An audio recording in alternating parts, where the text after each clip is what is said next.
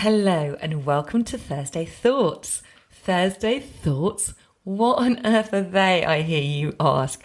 Well, my friend Lucy and I meet every week over on Instagram to talk all things personal growth because she is as obsessed with it as I am. And we decided that we might as well put those conversations out as a weekly podcast. So now you can listen to us chat here on Apple Podcasts or Spotify or wherever you listen to your podcasts.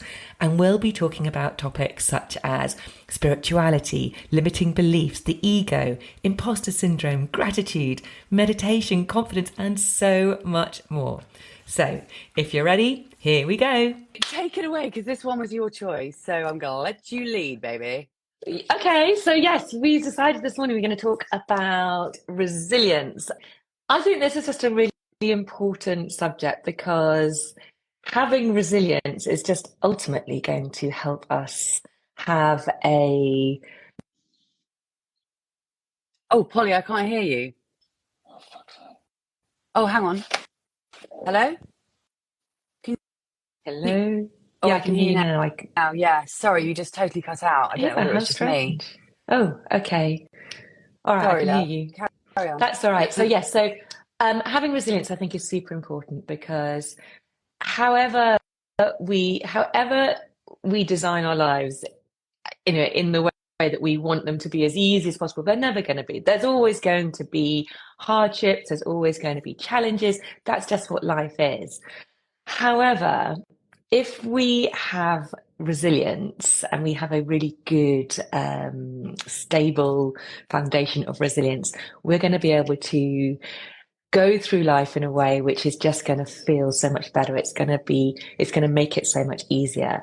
Resilience basically is just allows us to be able to bounce back or go through those harder times in a way which isn't going to completely crush us and knock us down to the ground. It's going to help us to move through those events and then bounce back more quickly. If we have very low resilience, oh, Oh! hello, balloons. If we have very low resilience, then quite often what that's going to do is it's going.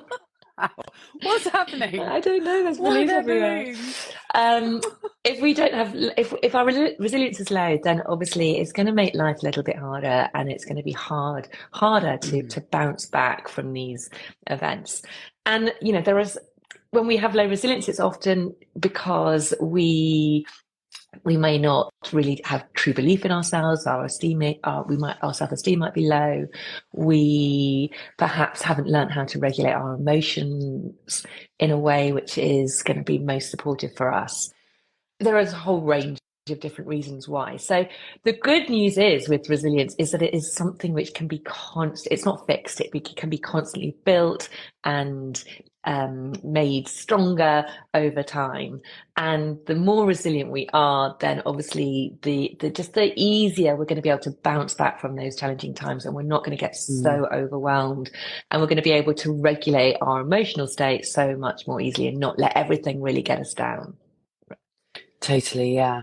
Because ultimately, I think it is that ability, isn't it, to sort of pick yourself up, dust yourself on, and move on. And actually, I think it relates quite a lot to this idea of failure, which is a word that I've stopped believing in. I do not believe there is any such thing as failure, because if you're going to get anywhere in life, you are going to quote unquote fail many, many, many times. That's just like you were saying, that is just the way life goes. So I think resilience can be quite closely related to failure, in as much as, when we're free. I mean, I was thinking, just literally just before we came on, about how this podcast is or my experience of having a podcast is quite a good example of being resilient in several ways. Number one, I think resilience is, even, it's partly when you are not necessarily seeing results, you just keep going. So there's kind of that element of it. Then there's resilience in terms of, and both you and I have had this experience, I mean, neither of us have obsessively checked our download numbers. I know that because we've obviously had this conversation, but there have been weeks where both of us have been like, oh my God, my download numbers have gone down. What's happening? This is so scary. And it will be so easy to just go, do you know what, screw this. This is just too much like hard work. It's just, why am I not getting 1 million downloads a month? This is, and just giving up. And I think it's, and then I also think that resilience is very, very closely related to, you mentioned the sort of self-belief piece, but also I think it's to do with knowing what your why is. We were talking about knowing what your why is in a very recent Monday Motivation. I can't remember which one it was, but I think that it's so incredibly important to know why you are doing what you are doing. What is motivating you? What are your reasons for doing the things that you're doing? Because if you're not really closely connected to your why, then you're going to be much less resilient and much less likely to sort of pick yourself up and carry on doing the thing. But if you know why you're doing something, if you have just a fundamental belief in the thing that you're doing, and you know exactly what you're hoping to achieve or get out of it or whatever, then that kind of keeps you going. At least I find that with me anyway. If I know where I'm going and why I'm doing it, then I kind of just freaking keep going. So I think it's quite Yeah. important for us to just really ask ourselves, what is your why? You've got to be really closely connected to that to enable you to have more resilience, I think. Yeah, absolutely. It's about ensuring that when tough times get tough, that it's not just throwing in the towel and going, oh, sorry, I can't be bothered with it anymore. And so, yeah, having Mm, that why is going to really just, it's like your North Star. It's going to keep you focused on, okay, right, this is why I'm doing it. Always connecting back to that. This is why I'm doing it. I can pick yourself up, dust yourself off, and keep going. There are obviously going to be other times in life though where perhaps something, has happened. I'm thinking, gosh, what's coming to me is like, grief yeah, or an illness or yeah, something like that. And yeah, obviously that's you haven't really got that sort of why, which is kind of keeping you focused. yeah, But so in times like that, obviously it's your emotional resilience, it's your support network, being able to ask for help, it's being able to try and keep a positive frame of mind. All of those are sort of qualities of resilience to try and just keep moving forwards and not letting it um, affect you in the sense that it could kind of potentially allow you to spiral downwards into a negative yeah, cycle of like, oh my God, why me? This is awful. yeah. And so I do think there's lots of different facets of resilience in that sense. To be able to just, yeah, I think a lot of it is that mindset. It's like being able to not allow your mind to go down the negative pathways and actually, it's not that toxic positivity of like, yeah, yeah, everything's rainbows and unicorns. It's actually, but it's being able to feel the emotions, but then actually from that point, right, okay, can I now think, look at the bright side of the situation? Can I actually move forward? How do I move forward in this situation rather than sitting there and wallowing in the kind of like, woe is me, everything's shit. Yeah, This is awful. yeah, And it's kind of like, it's a bit like, being more like I suppose, like an oak tree, like a tree with really strong roots, but in those adverse times, mm, being able to bend with the wind, like in a big storm, as opposed to a very weak little sapling, which, is going to break. yeah, It's about really giving ourselves the opportunity to be able to withstand those difficult times. And there are so many tools that we can use to help us build that resilience. And it really is something which can be grown and worked at over time. And I think a lot of us often, it's when in those tough times, that's when it's like a wake up call. Oh my gosh, I've got to do the get the tools on board. But actually it's in the times when life is feeling good and yeah, perhaps a little bit easier that it's advisable that we build those tools. We do something, regularly yeah. to help us become more resilient so that in those really difficult times, we we are more resilient and then we can get through those hard times much more easily. 100%. And I was just going to say as well that it ultimately is down, when it comes to building resilience, it's ultimately down to doing those sort of practices consistently, that so like you were saying about that foundation of a massive great oak tree, where the roots are just so sturdy and so stable that it's harder to knock you down. And so it's a question of it, it's, I hate to say it, we always say this, but it's doing that inner work. It's regularly, certainly for me, it's working on yourself on a regular, consistent basis to build your own sense of self-esteem, your own sense of confidence, your own sense of self-belief. And I think it does come down actually a lot to the relationship that you have with yourself. Because when you have a good relationship with yourself, then you are much more likely to believe in yourself and believe that you can keep going. And it's also, we've talked, this is another word that we've used a lot on these lives, is discomfort. It's that ability to kind of accept those feelings of discomfort and just sit with them and allow them to be, but not allow them to stop you from moving forward. Because in order to get to the other side of anything, in order to get to any success, we've got to get used to feeling those feelings of discomfort. And we cannot, if we allow those to just let us kind of give up or stop or whatever, then we're never going to move through that. So I really think that that is so key. Sorry, But love, what were you going to I say? was going to say that, yeah, so in terms of that, so it's often when we do something which is really easy. I was listening to Chris Evans on the radio this morning, and he was saying exactly this. It's like when you do something really easy, and well, you set yourself up to do something, and actually it feels quite easy. It's almost a little bit disappointing. It's like, oh right, I did that, and there's a sort of almost a sense of disappointment. Whereas if you do something which is a bit more challenging, and then you get through it, it's a bit like I did that, and you're Yeah. so the feeling is amplified. You feel so much prouder of yourself, and that's when we build resilience. It's about trust.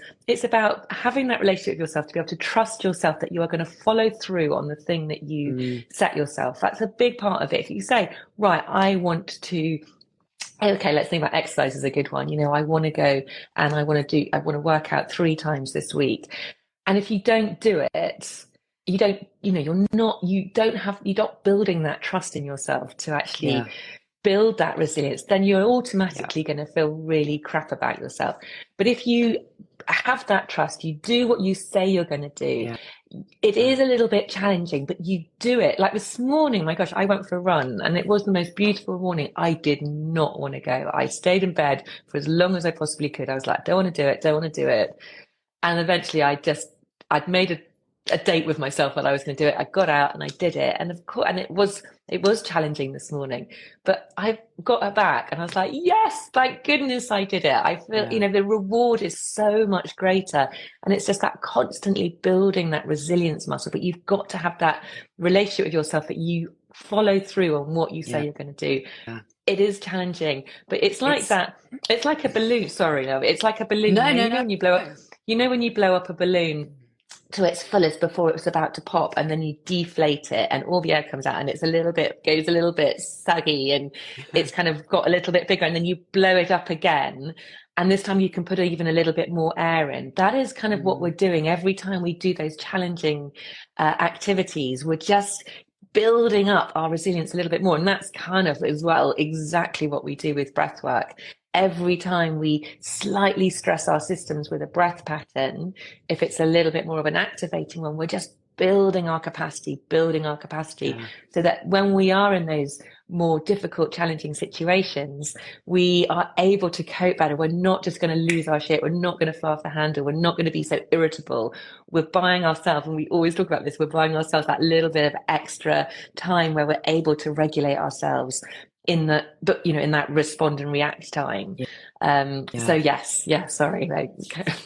No, not at all, not at all. I just wanted to pick up on something that you said about following through on what you say you're going to do. This is such a big one, and it's so crucial in terms of resilience, because if you can, like you were saying, if you can trust yourself to do the things that you say you're going to do, you are like putting that sort of, you're building up on your own sense of self-confidence every time you do the thing you say you're going to do. In fact, this morning, so for me this morning, I phone 2 people every morning. I phone one person at 5 and I phone one person at 5:30. And this morning I I actually don't even remember my alarm going off at 5. And then at 5:30, my phone was ringing. So Jess, who's one of my accountability buddies, was calling me at 5:30 in the morning. And I was just like, oh my God, I just don't even know what happened. I was just kind of out cold. Anyway, so I was feeling on the back foot when I got up, and I was feeling like, oh God, I just didn't, I didn't feel like doing my usual kind of morning routine. Anyway, in the end, I thought, no, I'm going to go out for a really early walk, which I didn't really feel like, but I did.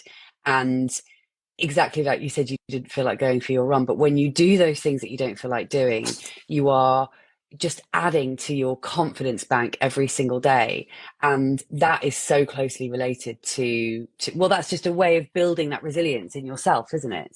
Yeah, yeah, So no, I just wanted to pick up on that because it resonated when you said that. yeah. I was going to say something else and I've forgotten what it was. There was one aspect of resilience that we haven't touched on yet, Well, and it's gone completely out of my head. I mean, Sorry. there's one which I was thinking about, which is so this coming weekend, I Yeah. am doing this Macmillan walk. It's kind of like a mighty hike from Brighton to Eastbourne along the coast. It's a beautiful bit of coastline. It's 26 miles. It's a marathon Oh with wow. a group of friends. We're raising money. And I must admit, I haven't done any extra long walks or anything in preparation. I'm just hoping, hoping that I'm going to be okay. But I was thinking about that in terms of resilience, because there will be times along that walk that someone will be like, "Oh God, are we there yet? My feet hurt. This is hard. This is really difficult." We're all probably going to have our moments of like, had when we would have had enough.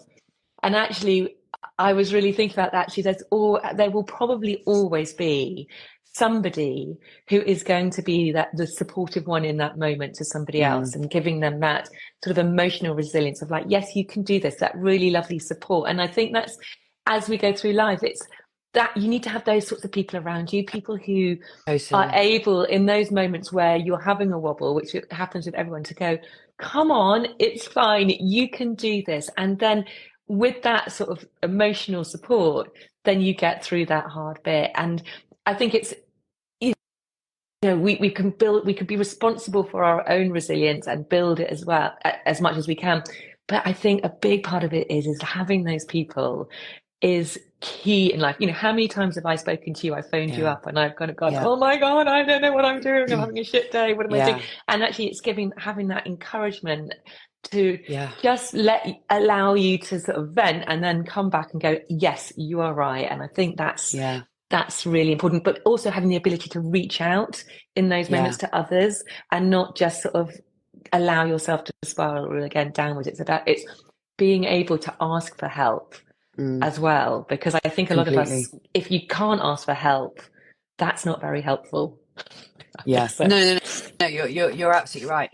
And interesting what you say about you and I, because actually you and I guess help each other with each other's resilience, because there have been times where I've certainly phoned you. I mean, I've been in tears, haven't I? And there's been times where I've been feeling really down, and it's talking to you about whatever it is that has kind of helped me get that resilience back. Times when I've wanted to give up and then haven't, because I've had that conversation with you, or whoever it may be. But I think accountability in resilience, as much as anything else, can be hugely, hugely helpful, because ultimately that's the thing, isn't it? So many things in life we have to just, you know, it really is about not giving up. So it's how do you work on your mindset enough to get to a point where you are not going to quit. And I think I just handed in the first draft of my book today, which I'm not really supposed to talk about yet, but hey, whatever. Lucy, Um, congratulations. I know how well, massive that is. thank you. Well Well, it's done. Thanks, Love. Well, it was basically it's the first draft, and anyway, it has. I mean, I've been writing it on and off, as you know, for months and months. Well, But I realised with that, and this is something like writing a book is such a good example of yes. this, because it has taken a huge amount of resilience and it's taken a huge amount of determination. But I think so often it is a case of doing little tiny things consistently. It's key. And if you can just build that mindset, if you can build that belief that if you just keep putting one foot in front of the other, just step by step by step, baby step by baby step by baby step, if you can keep doing that, build resilience in that way, you will get there. And I firmly believe that if there is something that you want to do with your life, or something that and so often, sorry, I'm going off on all sorts of tangents, but so often it begins with knowing. And I know we're talking about this is, talking about a specific kind of resilience, so this isn't the kind of resilience that you mentioned earlier, like whether that be grief or illness, or that kind of, what the kind of resilience that we need. Then I'm talking more about resilience that we need in order to achieve the things that we want to achieve and do the things that we want to do. But if we can just believe, if we can no, what I was going to say was, I'm completely all over the place this morning, I swear. I can only apologize. No, what was I going to say? Yes, if we know what exactly it is that we want, and we know where we're going, we have to start there. And it sounds really obvious and really simple, but if you don't know where you're going, you don't know exactly what you want, then you don't know how the hell to get there. So it all starts with just knowing where you are going. And once you know, and if you're completely sort of set it, if you have your heart set on where you're going, that is when it becomes easier to take those baby steps every day, and to keep going, and to not give up. And you can have a bad day, but then you come back stronger the next Yeah. day. You were talking about exercise. It's the same thing. If you know where you want to go, why you're doing it, and you just keep taking those baby steps, even those days where you're feeling like shit, even those days where you're not on form, like me this morning, you continue to move in the direction of the things you want. And ultimately, resilience, I think, is largely about continuing to keep moving. So often we think we have to take these sort of grand leaps, and it's not about the grand leaps, it's about the tiny little steps. And it's about maintaining that belief in yourself, and maintaining the image and the sort of vision in your mind of where you want to go. Because when you feel that really strongly, then you can take those steps every day, even on the bad days, even on the days where you don't feel like it, even on the days where you're like, oh shit, well, I've only done half an hour of this and it just seems really pointless. But actually all of it just continues to add up to moving in the direction of where you want to go. Yeah.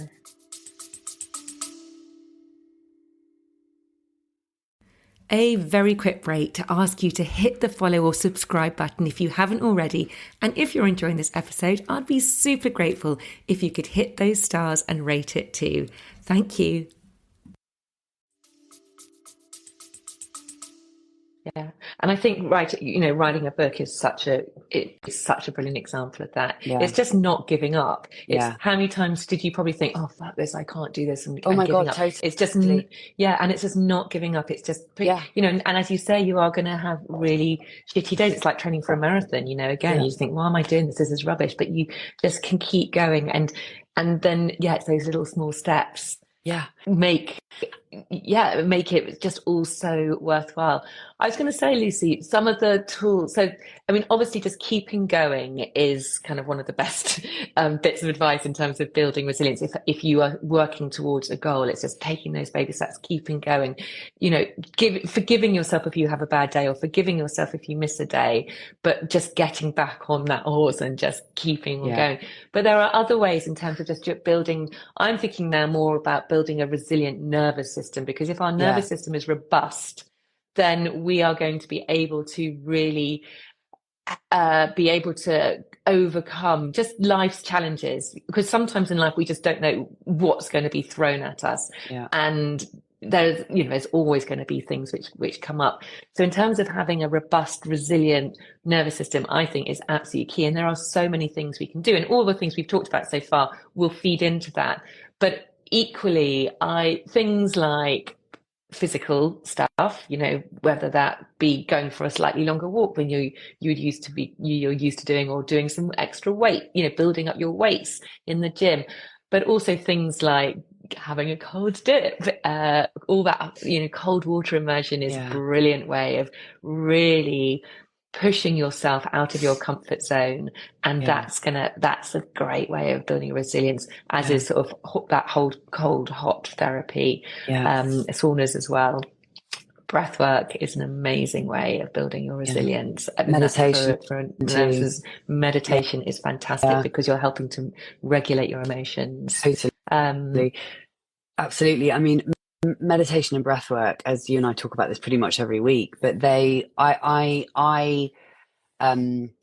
think of the meditation and breath work that I do pretty much every day as being a large part of why I've become more resilient than I perhaps used to be.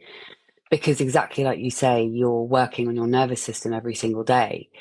And when you have that much more balance in your nervous system, then it just enables you to do, you're just better in every area of your life.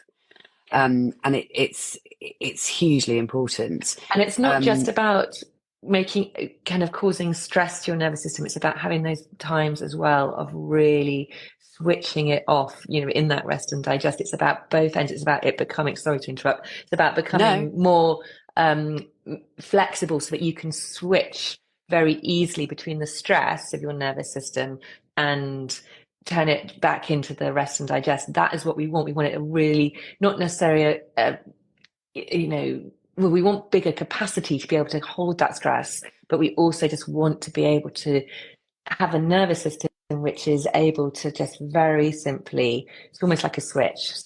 Okay, it's highly stressed because that's going to happen in life. We're experiencing this stress, but then being able to, if you've got a really good resilient nervous system, when that stress is finished, right, now we can return back to the parasympathetic. Exactly. And those tools is what enables it to do that.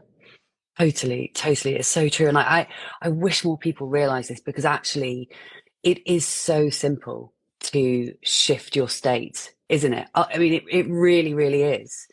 And the more you do it, the easier it gets and the better it gets. The better it gets, the better it gets. One thing that I just wanted to add into this sort of chat about resilience is this idea of overwhelm.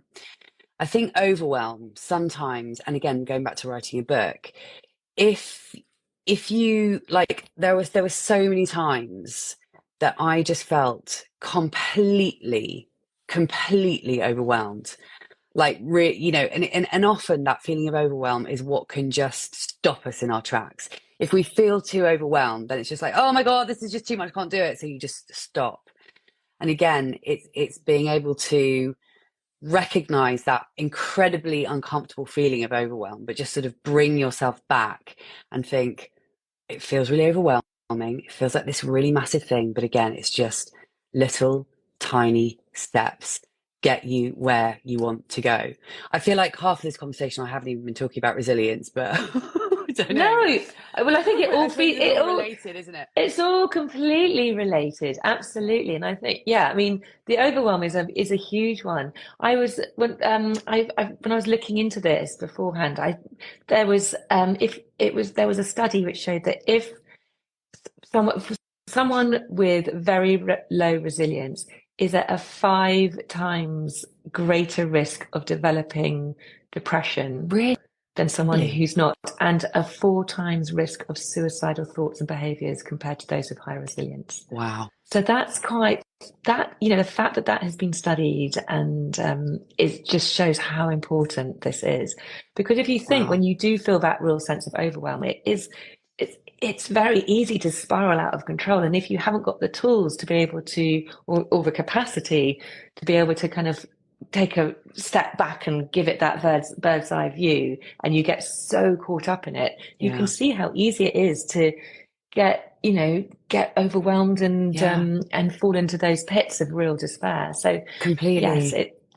Yes, And you know what? It so often boils down to just those really, really, really basic things that we should all be focusing on every day, which is, are you eating well? Are you getting enough sleep?